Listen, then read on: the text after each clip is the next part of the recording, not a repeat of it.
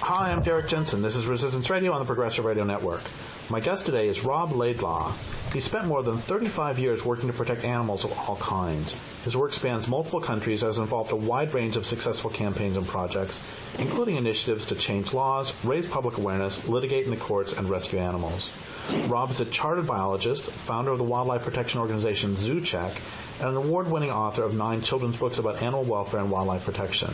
In 2014, he received the Frederic A. McGrand Award for substantial contributions to animal welfare in Canada. So first, thank you for your work, and second, thank you for being on the program. Thank you for having me. It's great to be here. So maybe we should start. Can we talk a little bit, what is Zoocheck? What's the organization? Zoocheck is most commonly characterized as a watchdog group on the zoo industry, but our actual activities go far beyond just zoo issues. We deal with other wildlife and captivity issues, so we look at issues pertaining to the use of animals in circuses and novelty acts. We look at the exotic pet trade. And we also have a very strong component which is aimed at helping wildlife in the wild. So we have quite a number of campaigns over the years dealing with issues pertaining to wildlife management, extraction from wildlife in the wild for various purposes.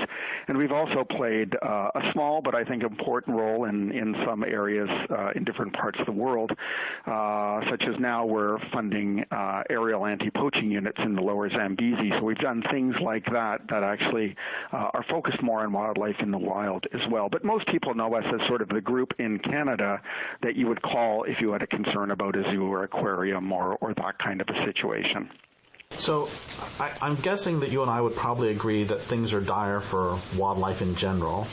But can you talk about what is the scope of wildlife in captivity? Is that, in terms of populations, is that a problem to wildlife populations, or is this mainly just individual animals who are then suffering in captivity? It's actually both. Certainly, if you look at zoos throughout the world, and the estimated number of zoos is about 10 to 12,000, with about 1,200 core zoos, meaning those that have sort of professional staff that have training or education in what they're doing. So you have about 10 to 12,000 zoos. You have additional untold thousands of other kinds of exhibits. So in terms of numbers of individuals that are suffering in these kinds of institutions, in these places, you're looking at probably in the low millions collectively. So it's certainly a problem for many of those animals that are incarcerated in those situations, but there is also another real concern about wildlife in the wild, because contrary to a lot of the propaganda that's been put out by the better funded zoos, in which many members of the media haven't done any critical thinking about or asked hard questions about, and have just sort of promoted their message as is, there's also a real problem still with zoos taking animals from the wild. So you get not so much the mammals anymore, because predominantly they are being bred in captivity, but there are still some, like orphaned bear cubs, orphaned polar bear cubs, animals like that are just grabbed up by zoos whenever they're available, and they're an easy disposal method for Fish and Wildlife agencies and others who end up having custody of these animals. But if you look at other kinds of animals, if you look at still many of the birds, despite the restrictions that were put on by international treaties, there are still many birds coming into captivity, and there are literally millions and millions and millions of reptiles, amphibians, and hundreds of millions of fish and invertebrates that are being extracted from intact wild environments for various forms of captivity. So you've got this a double problem if you're the animals. If you're in the wild, you may face a threat of being removed from wherever you are and put into some form of captivity. I should have mentioned the pet trade, too. That's a huge problem. And if you're already in captivity, well, despite the propaganda put out there by the better funded zoos, the life of most animals in captivity is pretty bleak. Most of them, they've evolved to live in certain kinds of environments and to do certain things within a certain social context context, et cetera, and most of them are either severely restricted from engaging in those types of things, or they can't do them at all. And I've had an opportunity to look at all different forms of captivity, zoos, aquariums, reptile farms, elephant camps, you name it, all around the world. And I can tell you from firsthand experience that for most of these animals, life is pretty grim.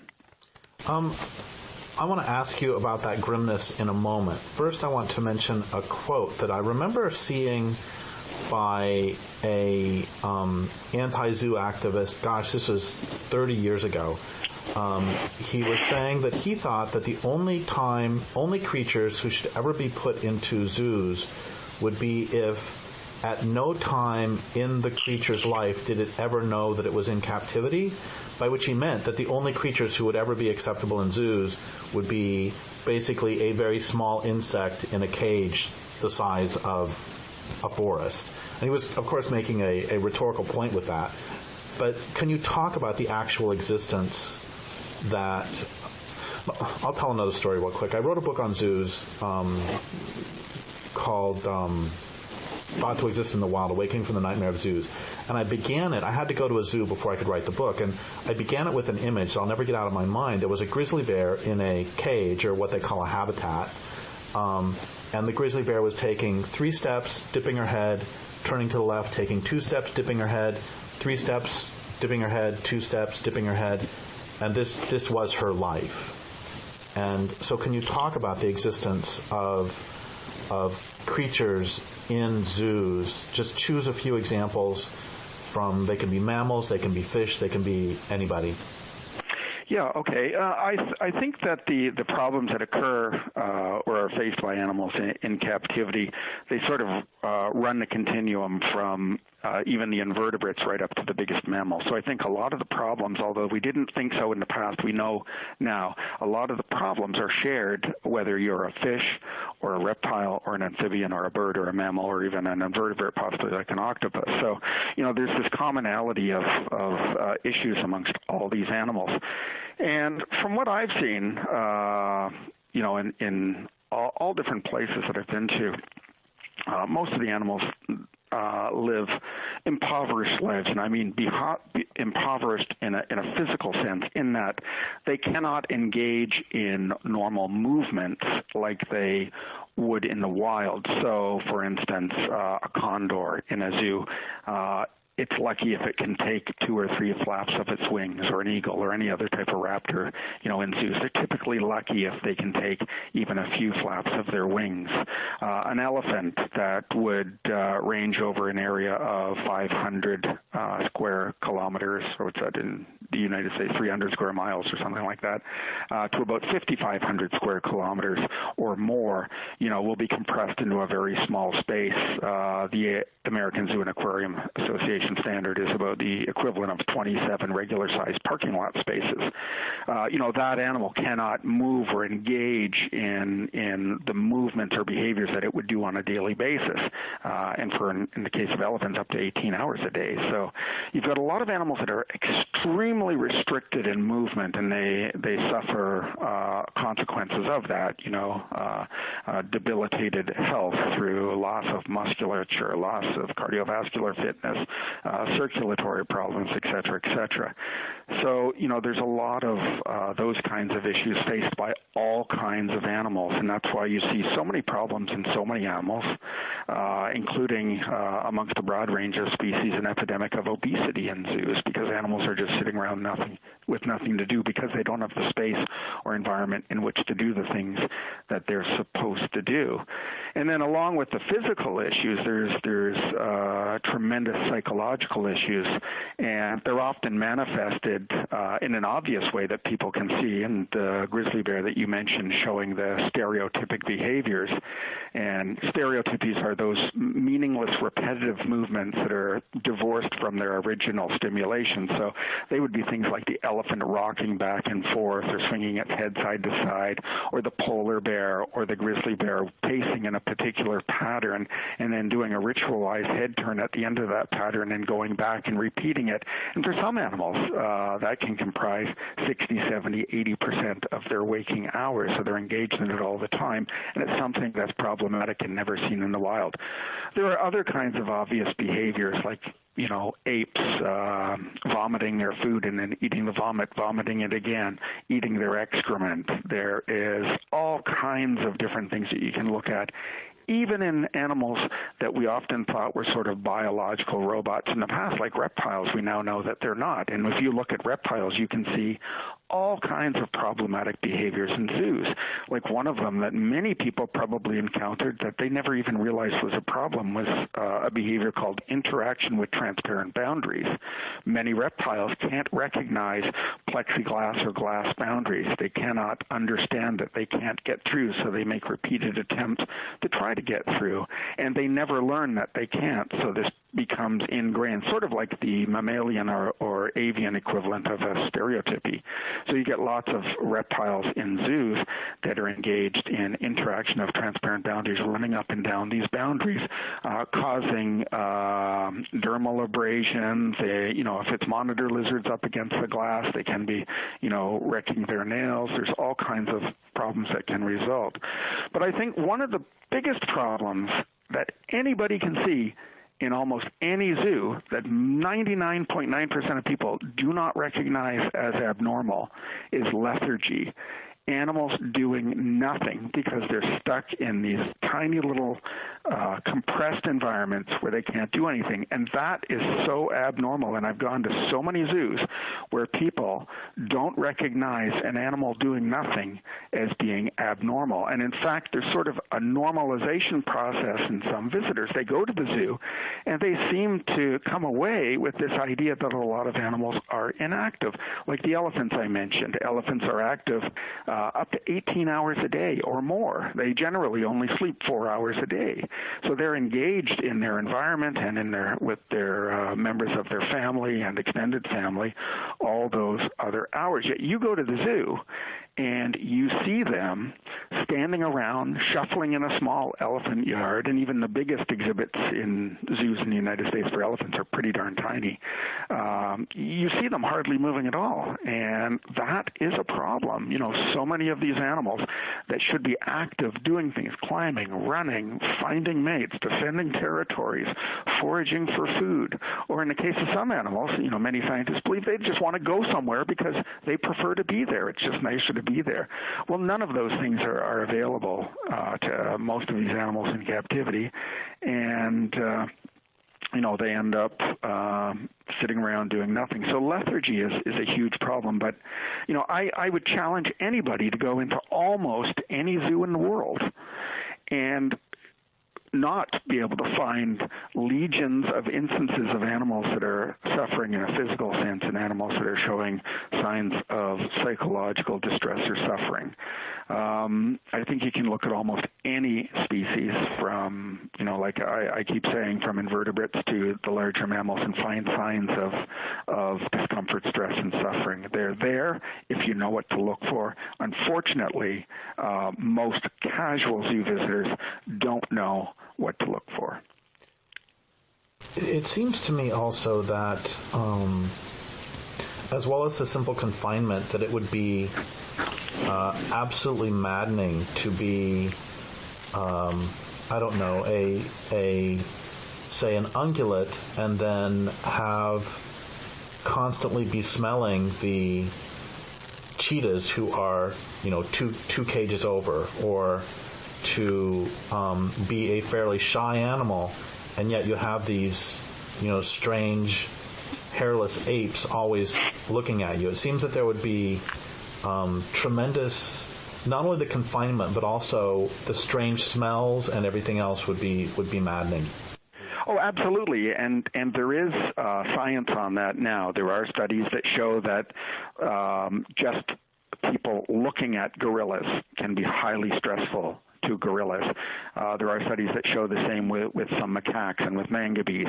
There are even studies that show that animals that perceive being looked at as a sign of potential predatory attack are stressed by people looking at them. And a good example is some of the lizards. They will often sit very still when they're being looked at, and that's a defensive mechanism. They're hoping a predator doesn't notice them, and if they move, certainly the predator would notice them, so they stay still as a defensive mechanism, and they watch until that threat goes away. But they perceive the predator looking at them as a threat. Well, if you've got a lizard in a tank and people are going by all day, well, presumably in a busy facility, that threat will never go away, so that animal will be in either a predicament of constant chronic stress. And just the way zoos are set up, there's not usually situations in which the viewing of the animals, the observation of the animals, is not unfettered. They don't use ingenious ways of allowing people to see animals with no disturbance or invasiveness in the animal's life. They allow this unfettered viewing opportunity, and I think that shows very much that zoos are primarily places for people. They're not places for animals. But yes, the observation of animals itself can be severely problematic, and that's exactly why you see in specialist conservation breeding centers and in most sanctuaries, there's either very limited or no access for the public to view animals.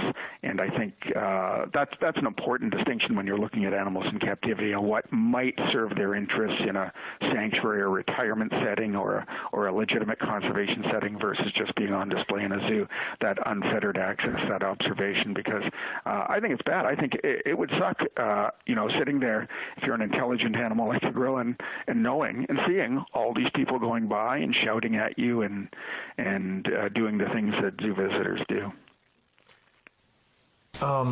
Yeah, that actually reminds me of something. When I was at the zoo that day, there was a child who was banging on the glass in front of the gorilla, and one of the gorillas picked up a pile of shit and walked over to the child and smeared the feces on the glass right in front of the child. And I thought it was extraordinary because all the people in the area, basically except me, started hooting with laughter. And I was thinking, don't you realize what that gorilla just said to you? Yeah, I think a lot of those kinds of behaviors, there was, other animals that have done similar things, including other apes. Like there were chimps in a UK zoo that I visited one time that because they were so bored, they would design ways to keep themselves amused. So they'd climb up high on the bars and they would call the visitors in with their hands, and when they were close enough, they tried to urinate on them. People thought that was funny. Maybe not if you're the one being urinated on, but to me, it's a bit of a call for help. These animals are so bored; they're trying to do anything that they can to keep themselves occupied. Unfortunately, a lot of people just see these things as either being meaningless or being cute, or I've heard these types of animal behaviors characterized as, they're just being naughty, or they're those kinds of things. And I really think that they're signs of problems, most of the time. I think it reminds me also of something that happens in maximum security prisons called gassing, where they'll take their feces, the prisoners will take their feces and throw them at the guards. And my point is that I think it also shows a desperation and a hatred. I mean, it feels to me like it's an expression of what they think about their captors. Oh, I think for some animals that might be the case. And it's funny that you brought up that prison analogy, because I have a friend who operates a chimpanzee sanctuary in Quebec, and these are animals that have come from laboratory research. Some of them are HIV infected. And she likened their lives and their life at the sanctuary as being prison-like. And she said that when she was first learning how to deal with these chimps, she didn't watch nature shows or look at at what zoos had done, she learned more about prisons to find out how the humans reacted in order to help her to better manage the chimpanzees that she had in her care. And I think it's very interesting, that analogy, because I think it's apt for a broad range of species. But yeah, certainly we see similar kinds of behaviors in people in those same kinds of dire circumstances. And I think it shows that, hey, we're not any different than them. We're just, a hairless ape. So, okay, I'm going to ask this question, and don't, I don't mean it. So I'm asking this sort of as a softball. So, who cares? I mean, why do we care if a python is distressed? I mean, what's the big deal? And I mean, who cares if some fish that should be able to live in a free-flowing river is put into a 10-gallon aquarium? Well, that's a legitimate question, and the answer is that some people just don't care. But I think there are a multitude of reasons as to why other people do care. For some, like for me, it's just something that was in me ever since I was a little kid. I've always cared, and I always thought animals got a raw deal. For others, it's learning about the science when they find out that, hey, there's been 1,500 papers on fish cognition and intelligence and problem solving and maternal behaviors and, all that kind of stuff, that it really informs their perspective and changes it. For other people, it can be an epiphany that's occurred at some point in their life where suddenly they just realize, hey, these animals are getting a bad deal. I've encountered a lot of different people, and for some of them, the reasons for their compassion and their action are very personal and emotional, and for others it's very analytical and clinical and academic. So I think there's a whole range of reasons. I think we have to always remember that there's going to be, that 20% of the population that couldn't care less about animals and, would exploit them for whatever dollars they could at every opportunity. But I think that most people at some level, although it may not be manifested in their behavior or their actions on a daily basis, I still think that most people have some level of empathy for animals, and maybe it's not enough in a lot of people, but I think there is some level there, and we've got to exploit that as advocates for animals as best we can. So we've talked a bit about zoos. Can you talk a little bit about the pet trade, and especially wild-caught creatures of one sort or another?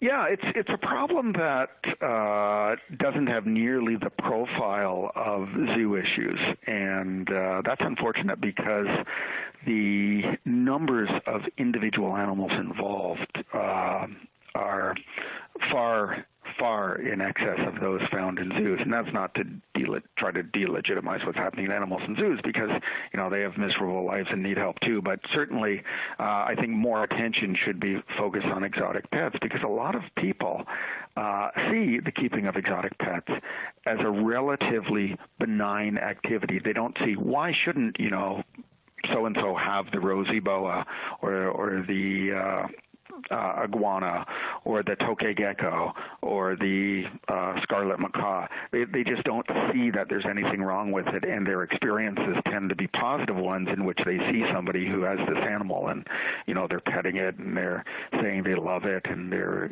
enjoying its company, and the impression is that the animal is enjoying the person's company as well. But the fact of the matter is that, as bad as the lives are of animals in zoos, I would say that probably in most cases they're much, much worse for wild animals kept as pets. And the reasons for that, some of them are obvious, like the fact that if you take an animal into a home situation, if you're the average pet consumer, you're not going to be able to provide the space or the resources that a professional institution could. So, let's take, for example, any of the big parrots, the cockatoos or macaws. Well, I think it's inconceivable that anybody could could possibly keep one of those birds or some of those birds in a home setting. These are highly gregarious, extremely intelligent, wide-ranging birds. I remember watching an interview with a guy who studied macaws in Central America, and they asked him, in all honesty, how big a cage would you need to really accommodate these birds so that their biological and behavioral needs were actually met? And he pondered it for a minute and said, I think probably about 50 square miles. So I think, when you look at the exotic pet industry, you see animals that are compressed into microscopically small spaces compared to the spaces that they would inhabit in the wild, and even in many instances compared to the spaces that they may inhabit in other forms of captivity. But then you've also got the numbers. The numbers are incredible. 10 to 12 million reptiles in trade, in the pet trade, every year, with millions of them being extracted from intact wild habitats. And they're coming from Latin America, from Africa, and from Asia, and they're going into the three primary markets, which are the EU, Japan, now a bit China, and North America. But you've got millions of these creatures. So you can walk into pet stores here in Toronto or in Dallas or in Los Angeles and look at reptiles, and the same goes for amphibians, and the same goes for fish, and probably find many, many individuals who just a few short weeks ago were swimming around or walking around or burrowing in their natural environment before being taken. So you've got millions of these creatures that are being extracted from the wild. You've got the bulk of the consumers that don't have the capacity or the expertise to properly accommodate these animals. They, typically in the case of, let's say, reptiles, the usual setup is a small aquarium, which is bad to begin with because of the behavior I mentioned earlier, interaction with transparent boundaries. You've got a small aquarium with maybe some type of substrate and a hide area, a bowl of water, and maybe another feature for the animal to climb on or something. And then typically a heat lamp, so you've got one warm spot and one cold spot. Well, that when you look at that kind of setup, and the same kinds of simplistic setups are, advocated in the pet industry for birds and for amphibians and fish and many mammals too. When you look at that, it's really contrary to everything that these animals need. And if you look at their natural biology, their natural behavior, their typical lifestyle activities in the wild, and compare that to what they're experiencing in a tank or on a T-bar stand in the case of a bird, or on a leash in the case of a monkey that's in a house, there is no comparison. These animals are in environments that are completely and totally contrary to what they should be in. And there's an alarming trend for some of these animals in that they are being kept in increasingly stark and clinical environments. And you see this with many reptiles, where you see reptile keepers keeping hundreds of lizards and snakes in Tupperware containers and in drawers and things like that. And everything about what they're providing is contrary to what these animals should have. All they're focused on is finance, convenience, and trying to satisfy the most basic biological survival needs of these animals, and nothing else. They don't recognize them as sentient, as having interests and motivations and behaviors and you name it, and needing an expansive, complex environment with microclimates and with opportunities to make choices and all of that. So, the whole pet trade thing, you've got these millions of animals, many of them bred in captivity, many of them coming from the wild, and all of them ending up in these just horrific circumstances, and typically they don't live very long. I think the estimate was 75% of all reptiles die within 24 months of getting to the consumer's home. Well, you can imagine the outrage if that were dogs. If all the shelters in the United States adopted out dogs and 75% of them were all dead within 24 months. Well, that's not acceptable for some animals, yet it seems to be sort of par for the course for many animals in the exotic pet industry. So I think there's a whole range of problems. We could talk about other problems like the public health and safety issues pertaining to not only the physical threats posed by certain animals, but the disease threats. The fact that many animals, including reptiles, birds, amphibians, and young ruminants that carry legions of potentially pathogenic organisms as a natural part of their flora and fauna. It's not anything unusual. There's so many issues. Whatever way you look at the pet trade, the exotic pet trade, whether it's from conservation, from animal welfare, or from public health and safety, it's a disaster and it should be stopped. I'm thinking on an ecological perspective of a line that, once again, I heard 25 or 30 years ago that makes so much sense, which is when someone captures an anole or any creature or a neon tetra, when they capture it in the wild and then put it in the pet trade, from an ecological perspective, they may as well just bash its brains out right then. Oh, absolutely. Absolutely. They're removing animals that have a role to play in the ecosystems they inhabit. And the understanding of ecology generally is still at a very rudimentary phase. We don't know what a lot of the implications might be for, changing this or changing that or removing this or removing that. Every time that you remove, an element of that ecology, I think you're going to face the potential of impairing the functioning of that ecology. And that's something that a lot of people don't consider. All they look at is that mythical sustainable use nonsense and think that, if the population's this high or that high, then, maybe things will be okay.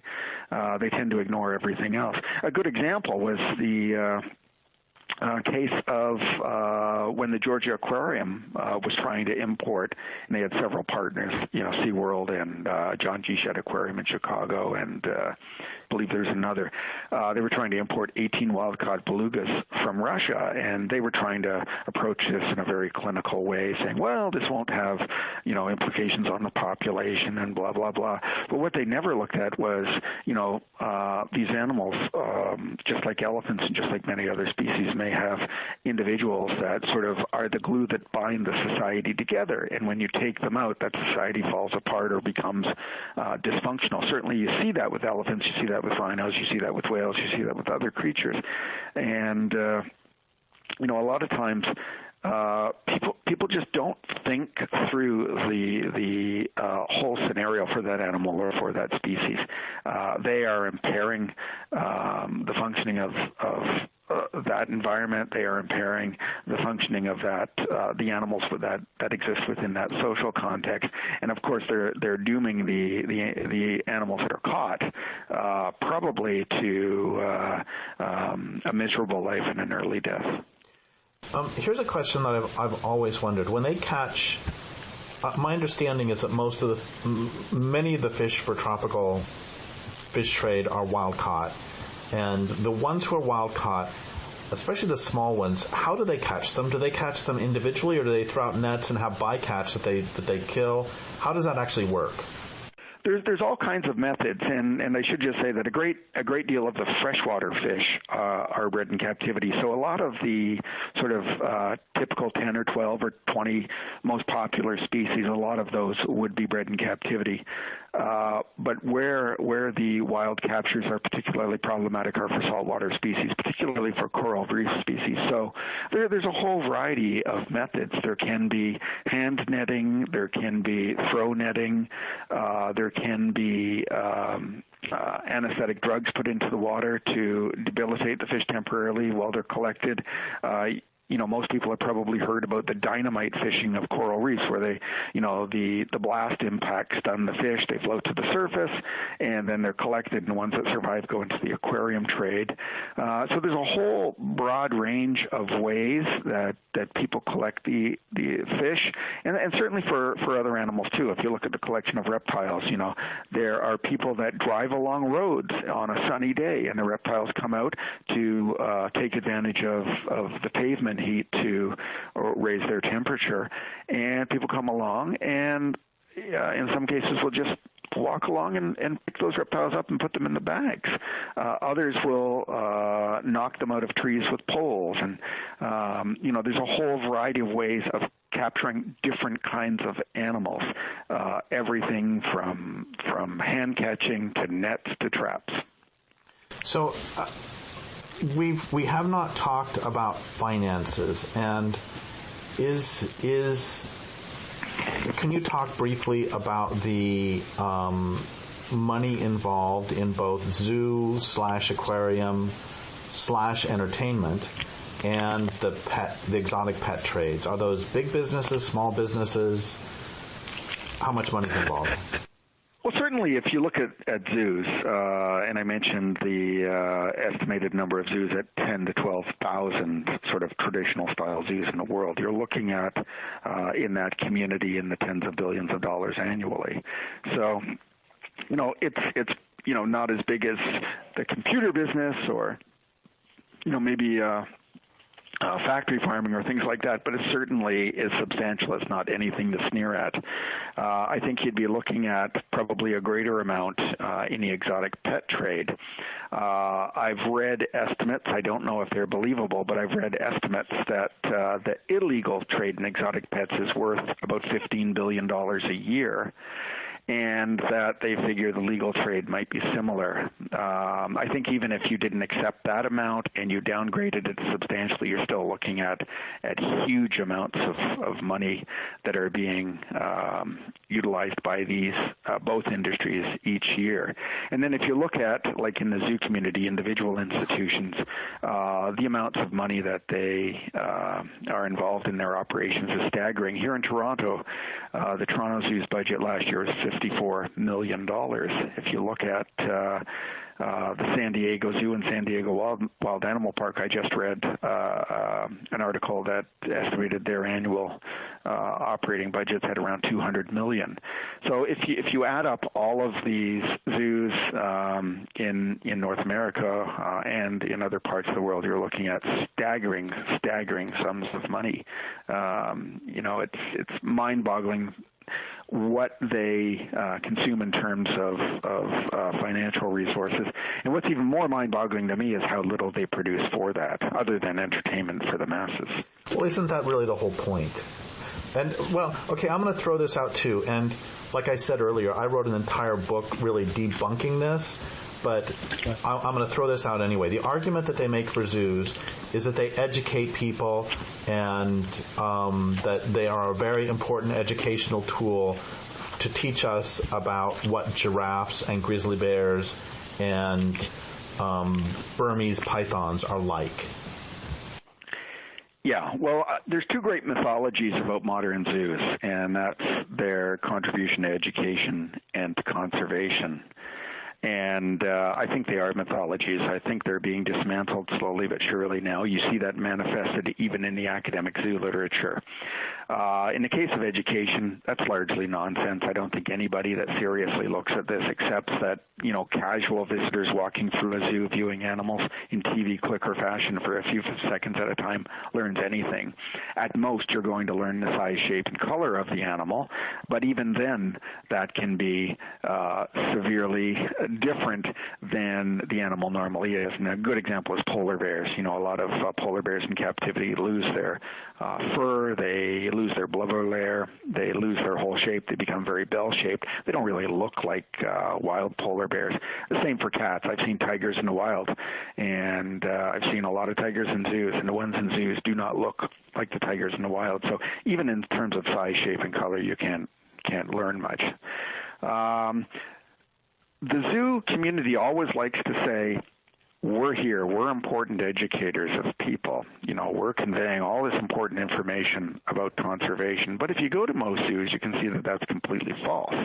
What you see typically are vague whimperings about endangered species in far-off places. You never see any real information.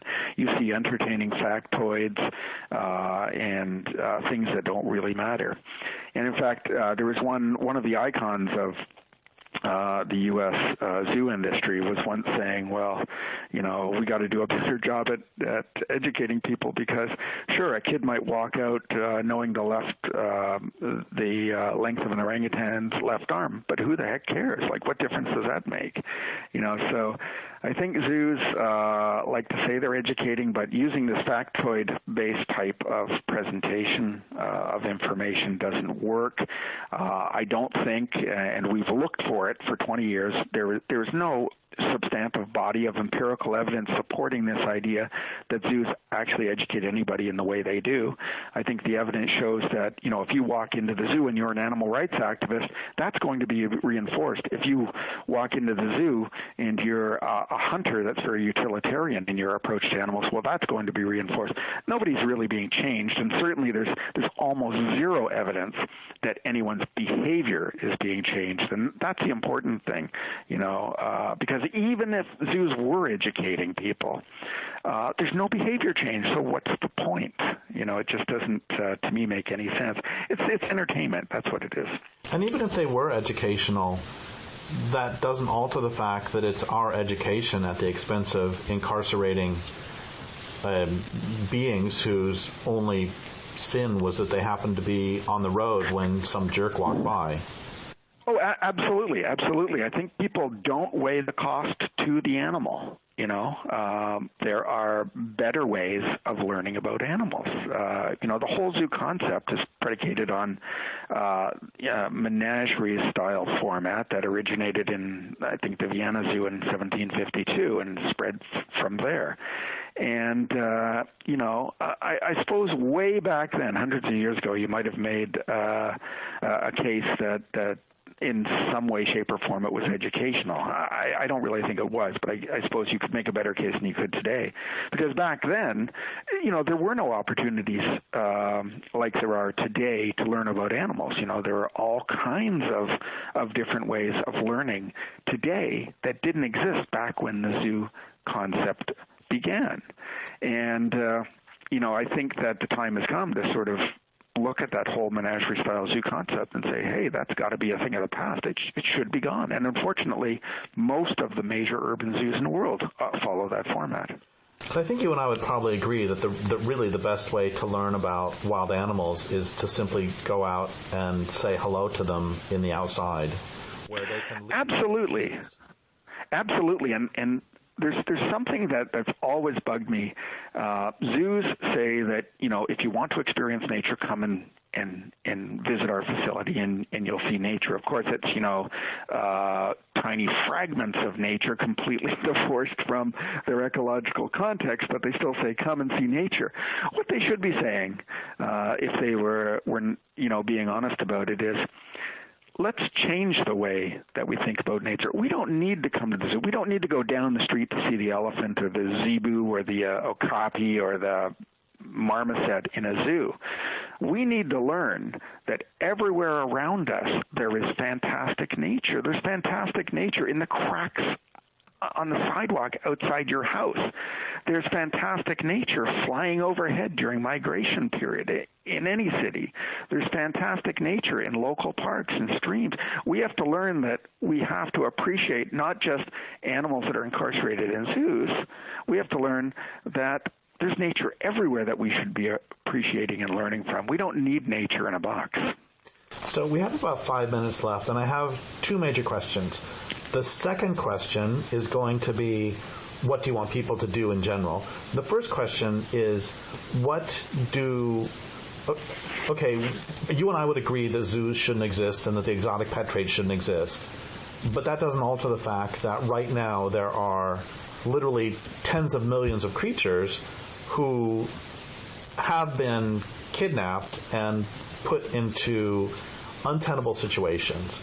And so, insofar as possible, what would you like, given that reality, what do you want to see happen to that grizzly bear I mentioned at the Detroit Zoo? What do you want to see happen to the beings who have already been taken out of nature? And then second, what do you want us to do on the larger scale? I think the sad reality for many of these animals is that there is no salvation for them. But I think we have to look at them in a couple of ways. We have to look at them, one, as animals that we must try to help by improving their lives or by getting them out of the particularly dire circumstances that they're in. But I also think we have to recognize that, hey, we're not going to be able to help them all. There are just too many. There are millions of them. Even if we built, 10 sanctuaries a day and did all these other things, the unfortunate reality is that a lot of these animals are going to not be in good circumstances until they die. But we have a responsibility to make sure that more don't follow them.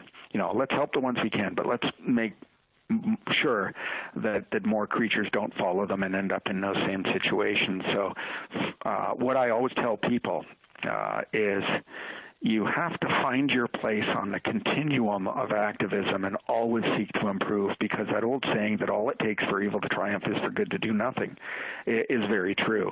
And unfortunately, certainly in Canada, I expect it's the same in the United States, while there are a lot of vocal people, we don't have nearly enough. We need advocates to not only increase in number, but we also need advocates out there, at least a segment of advocates who increase in their level of sophistication by learning more about the animals and learning more about how to affect change in their local communities. So I say to people, just make a decision to become active, learn as much as you can, not only about the animals, but about the political processes that affect them, and then get to work talking and meeting with your elected officials and becoming politically active and more sophisticated in your approach and your understanding to dealing with animal problems.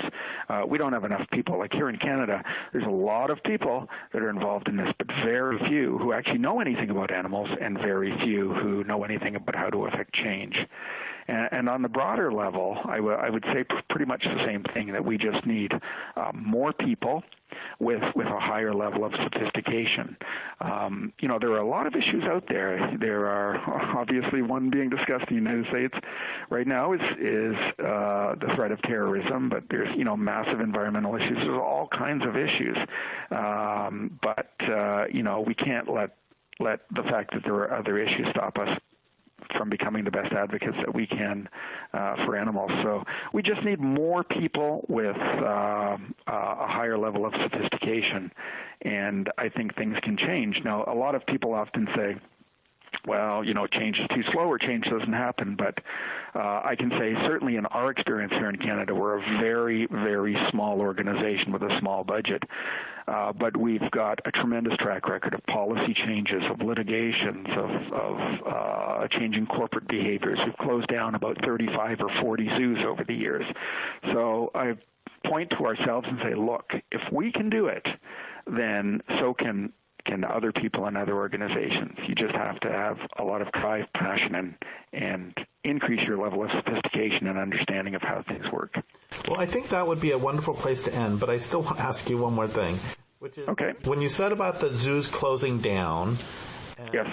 Let's say that Canada made you the emperor of all things zoo, and what